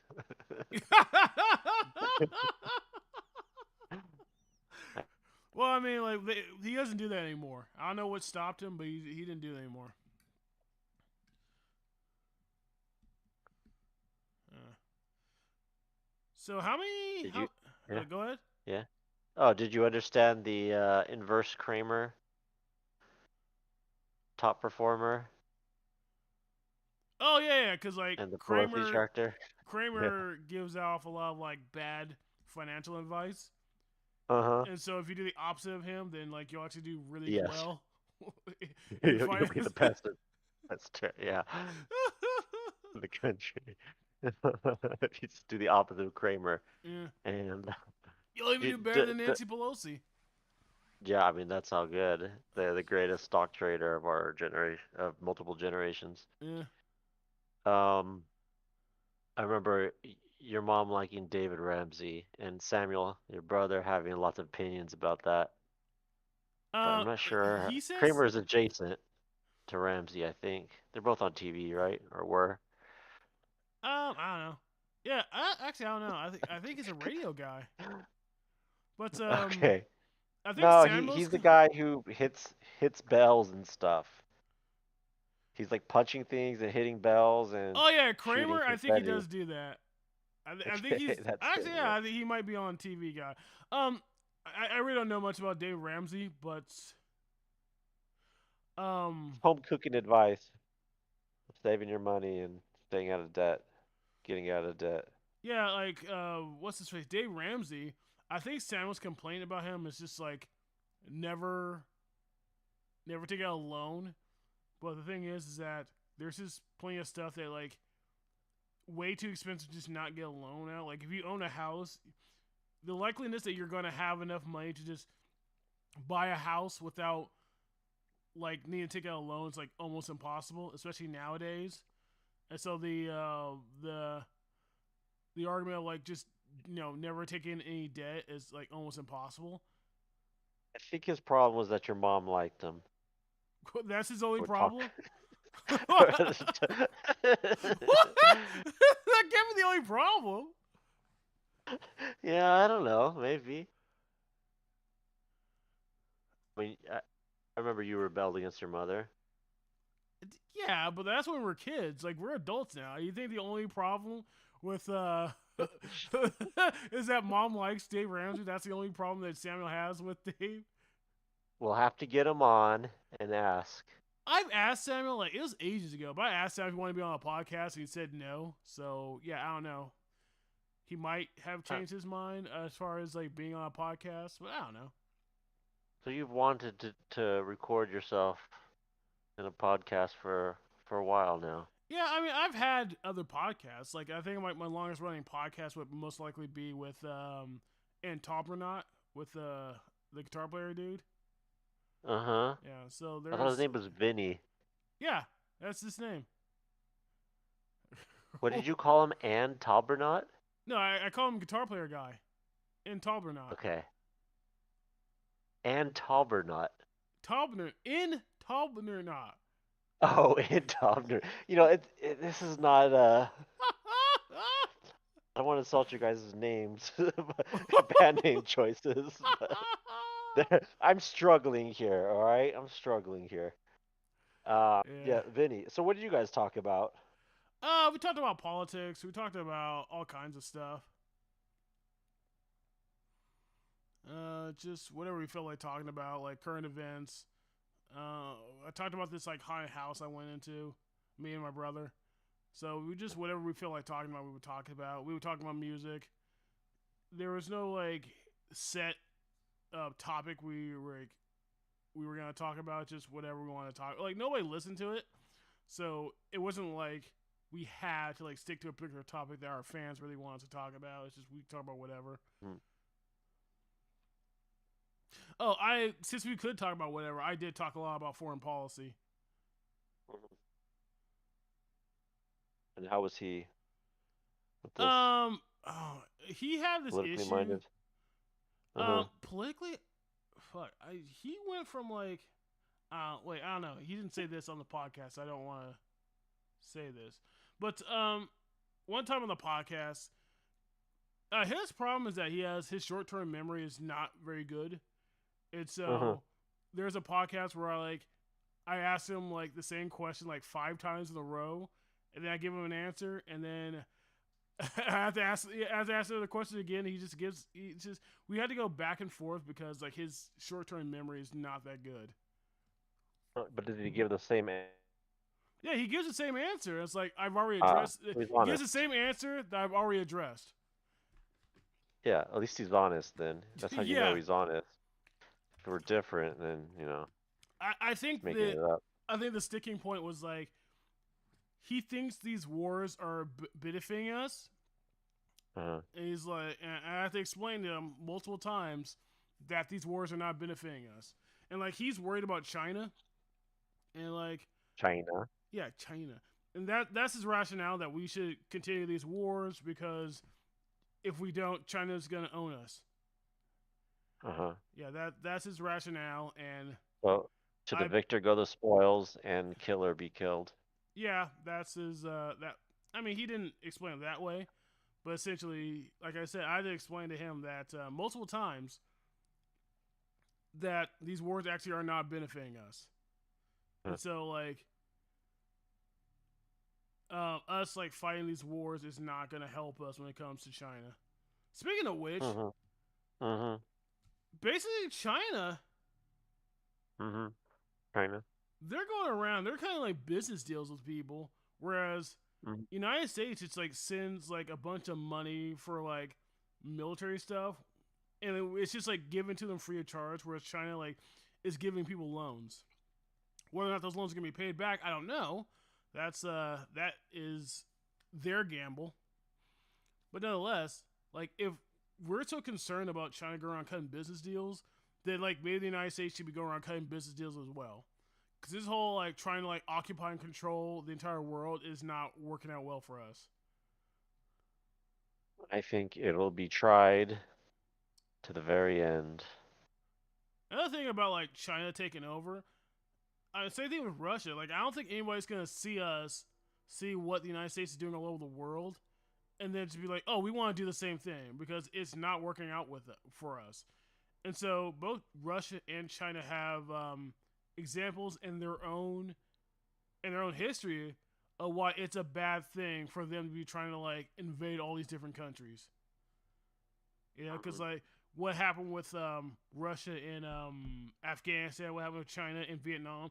Like China has fought Vietnam multiple times, and I don't think they've ever won. Well, there's no shame in that. um. Okay, I guess. I don't know. I guess we have a different idea of shame. You have a different idea of Vietnam. The no can defeat, no can defend. Like, come on.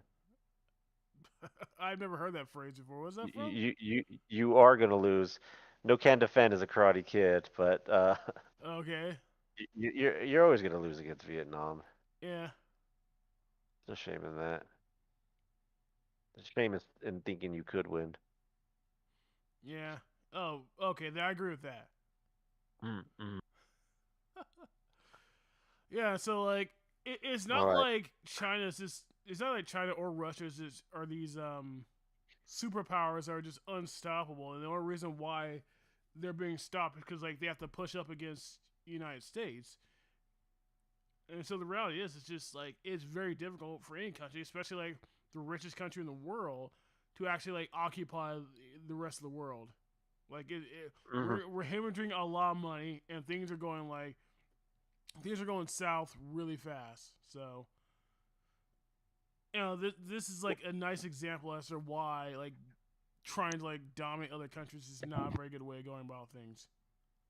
Well, it depends what you think the end goal is. If you think this is for the prosperity of the homeland, then you're correct. It is not good for that. But if this is being perpetuated for the prosperity of a few at the cost of everyone else, then it's good policy. Um, well, as it stands now, like the few still need their home country to be like they don't need everybody to be doing well, but they still needed to exist because like that's what they're using for prosperity. And so at the end of the day, the few who want to have all this wealth for themselves, like it's not going to work out if their home country just collapses. And so for You know, Russia I'm and surprised China, about what'd you say? I'm surprised about how resilient countries, the United States in particular, can be Yeah, I mean that. to Go ahead. all kinds of damage, political and economic, I mean, cultural. that was Bin Laden's plan. Like he like at first he wanted to draw the United States into Somalia, and so like it was these like Bin Laden's Al Qaeda guys who took down those I think both the Blackhawks, and so after that after that incident, it was like under Bill Clinton, and Bill Clinton just pulled out. It's like, yeah, we're not doing this anymore, and so um, Bin Laden was like disappointed that Clinton did that, and he's like, oh well, we need like a real idiot in charge of the United States, and so the end result, and so what happened after that, after Clinton, was George W. Bush, and so Bin Laden was like jumping for joy when that guy got elected because he knew that you know he was going to end up like drawing the United States into this like unwinnable war. Hmm. I mean, to Yep. be fair, the thing is, like, I'm not trying to say that, like, I'm not gonna say that Clinton's like a smart guy and like, um, Bill Bush is like this idiot. Because the reality is, like, 9/11 under like any presidency would most likely result in any Democrat or Republican going to war. Like that was like too big of an incident to have someone just be like, "No, that's fine. We're not gonna do anything about it." We gotta blow up somebody. Yeah, So it's just an American mindset or cultural issue. Somebody has to get bombed. yeah. The thing is that oh fuck, I forgot what I was gonna say. It it doesn't matter who. Oh yeah, yeah, all right. So a lot of these a lot of terrorist attacks they took place like away from the homeland. There was a few like there was the first what was it trade center bombings.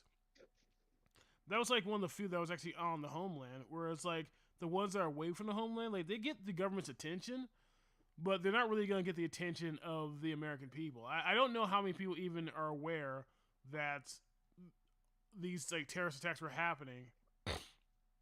Like I'm sure people know Yeah. about the Beirut bombing, but beyond that, I don't know how many people actually are aware that these terrorist attacks were going on.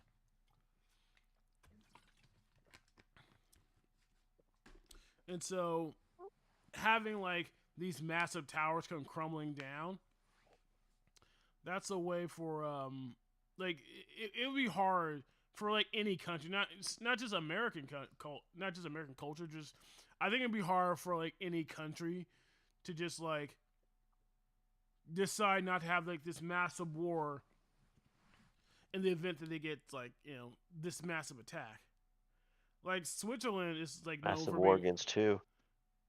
what? Massive war against two. Yeah. Um. What was I gonna say? I mean, I think even like Switzerland, which is like known for being like at least somewhat neutral, I think it would be hard for them if they had their own 9/11 for them to be like, yeah, we're not gonna go to war.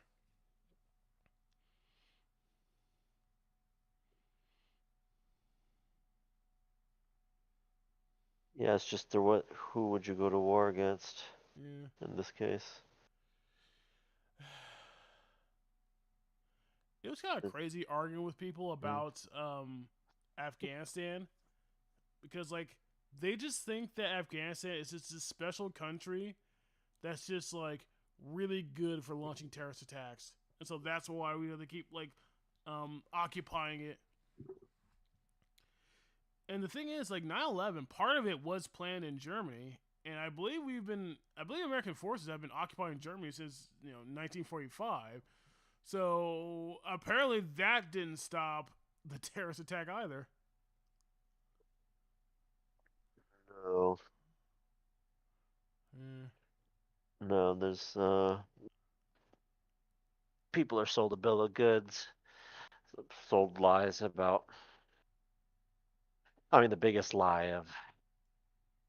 the of the era of the generation was, they hate us for freedom, Yeah, and it's like well, explicit he explicit Osama bin Laden explicitly wrote why what he was doing and why, yeah, and it's in that you can't beat American propaganda. yeah. If somebody listens to corporate news, for lack of a better term, there's there's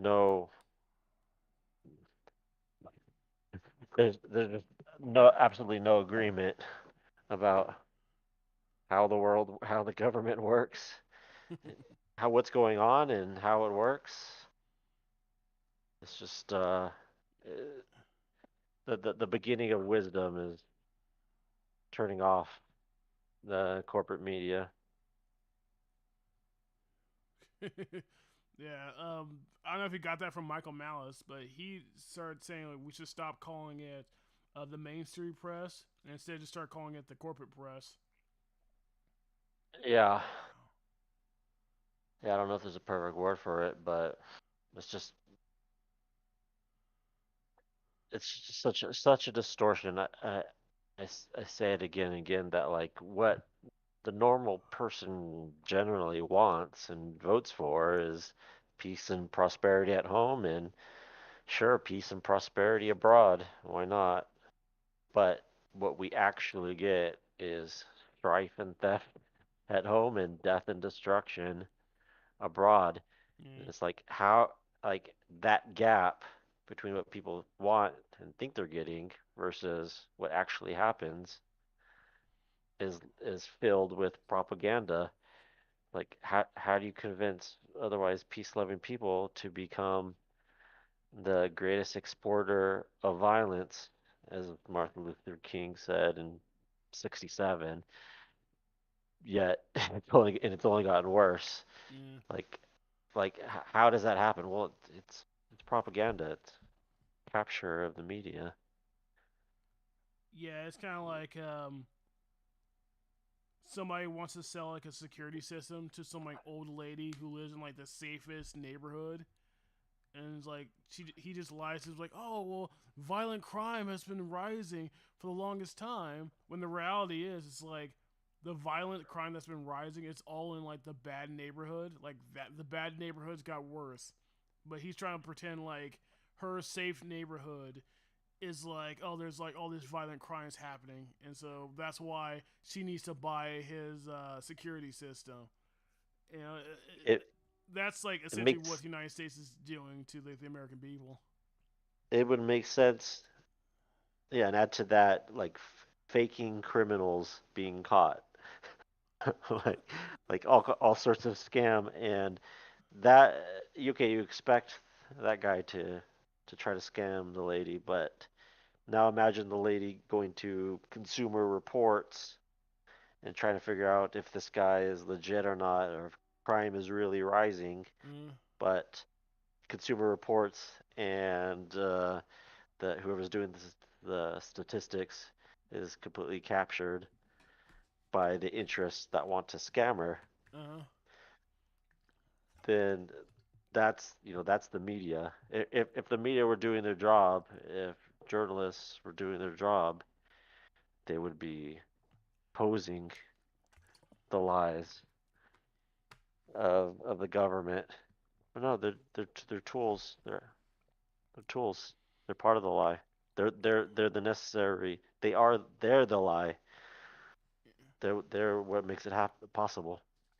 yeah, the CIA have been caught like actually like implanting fake news stories into What? the media, the news media.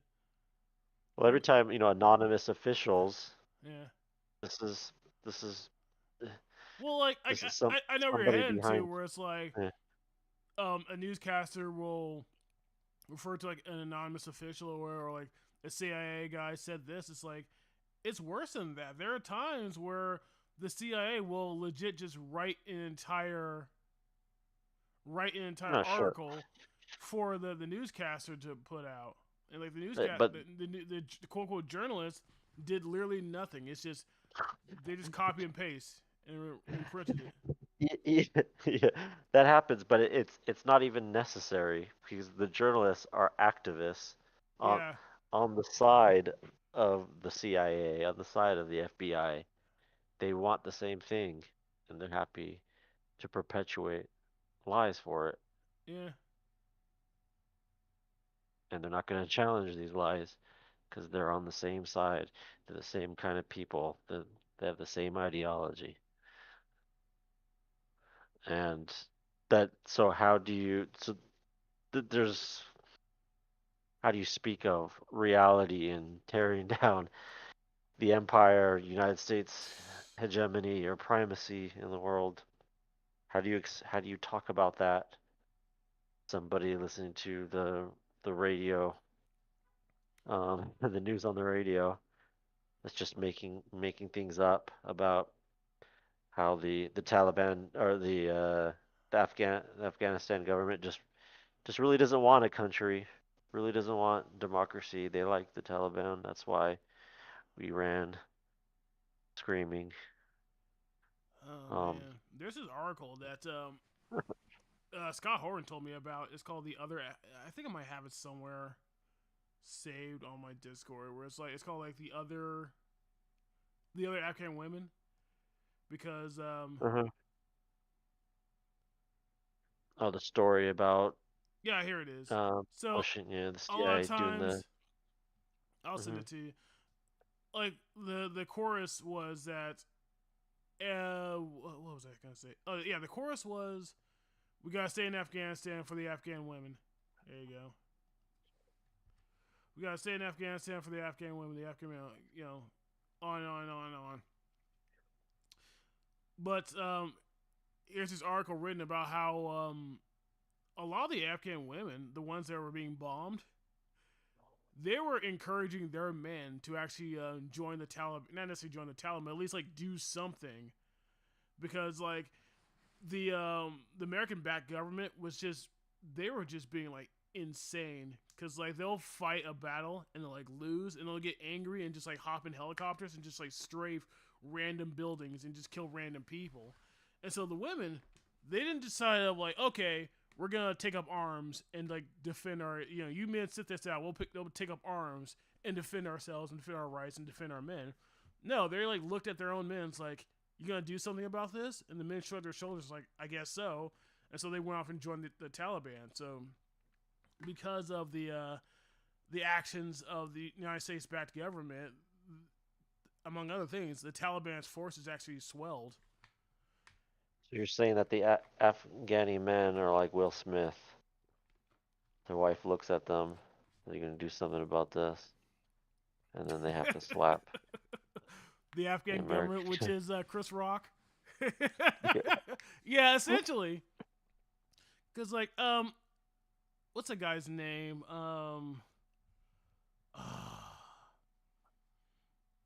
Tucker Carlson.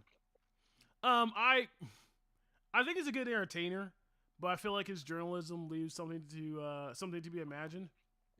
Uh-huh. One example of this is when like he found out that there's maternity flight suits for pregnant women who are also pilots, Uh-huh. and he goes on air and says how like there are pregnant women flying in military aircraft or flying military aircrafts. And Uh-huh. instead of what he should have done is just like asked around and said, "Hey, what's up with these maternity flight suits?" And I'm sure somebody would have explained to him that, all right, this is something about military culture. I'm not going to pretend like I was actually in the military, but part of military culture is basically being able to flex on other people to show them that they're a bitch. And so the Uh-huh. and so like when you're a pilot, you get to Uh flex huh. on people who aren't pilots and be like, yeah, you're a bitch because you're not a pilot and I am. And so the thing is, and that's why they get to walk around wearing those flight suits even when they're not flying anywhere. And so when women get pregnant, but are nonetheless still pilots, they still want the ability to flex on other people and be like, yeah, you guys are still bitches because I'm still a pilot. And it's kind of hard to do that when they don't have flight suits for their pregnant bodies. And so they make maternity flight suits so they can like flex on others and call them little bitches. Those maternity flight suits are not for pregnant fighter pilots to be like going on sorties. That's not what they're for. Mm-hmm. So, like I said, Tucker Carlson could have just asked around and figured that out. Nonetheless, the reason why I bring up Tucker Carlson because he was talking about how like they're going to these I forgot who, but like they were going up to these like Afghan women. They're trying to like teach the Afghans how to like vote and basically like allow like Western values. But they also talked about like transgenderism and like, trying to tell like these Afghan women that they can become Afghan men. And believe it or not, that did not go over pretty well for like these people who like struggle with the idea of Food. voting. You know, did say Uh food? huh. Yeah. Yeah. Violence and Yes. Yes. survival. Yeah. The idea of like trying to make them like jump to the finish line and like you can become a man and there's like abortion centers on every corner. It's like, yeah, that's not gonna fly in rural Afghanistan. I see.